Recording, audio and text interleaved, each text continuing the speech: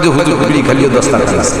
তবলিগি যাই একেবারে পুরে আমল, যা খায় দস্তারখান, বিড়ি খাতি গলি দস্তারখান। তবলিগি যাই আমি দেখছি, আরে বানাই কই না সব কথা, ও কই না আমি সজব। 1 নম্বরে মেসাজ, 2 নম্বরে দস্তারখান, 2 নম্বরে খানায়। খান সাহেবের কথা মনে থাকবে তো, দস্তারখান। তবলিগি যাই একেবারে পুরে আমল, যা খায় দস্তারখান, বিড়ি খাতি গলি দস্তারখান। তবলিগি যাই আমি দেখছি, আরে বানাই কই না সব কথা, ও কই না আমি সজবকে দেখলাম। এক জামাতে নিয়ে গেছি, এই পাশে আসছেন গোপীনাথপুর আসছিলাম উত্তরপাড়া।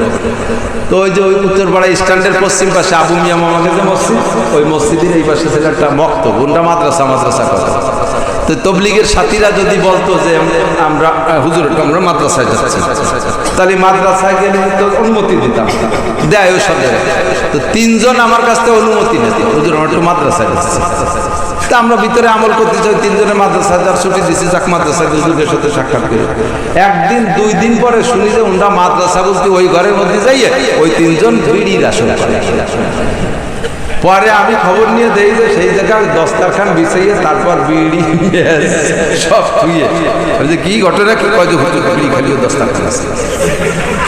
কত বড় ফাজিলিদ্দার ছিল, বিড়ি খালিও দস্তারখান।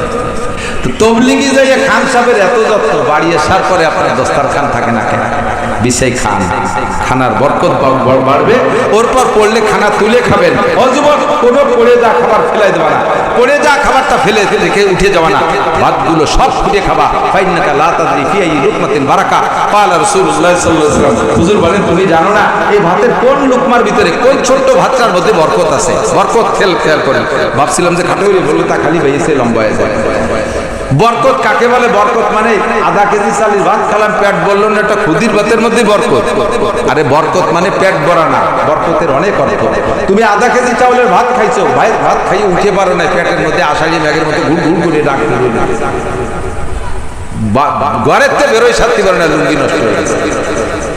কিন্তু ওই প্লেটের কোনায় ছোট্ট একটা ক্ষুদির ভাত রয়েছে, ওই ভাতটা যদি উঠে খাইতে, এই আধা কেজি ভাতের ভিতরে তোমার পেটের বদহজমির একটা জাম ঢুকে গেছে, জীবাণু ঢুকে গেছে, তাই বদহজমি হয়ে গেছে। আর ওই ক্ষুদির ভাতটার ভিতরে আল্লাহ তাআলা ঔষধ রেখে দিয়েছে, সেইটা অবহেলা করে খাও নাই।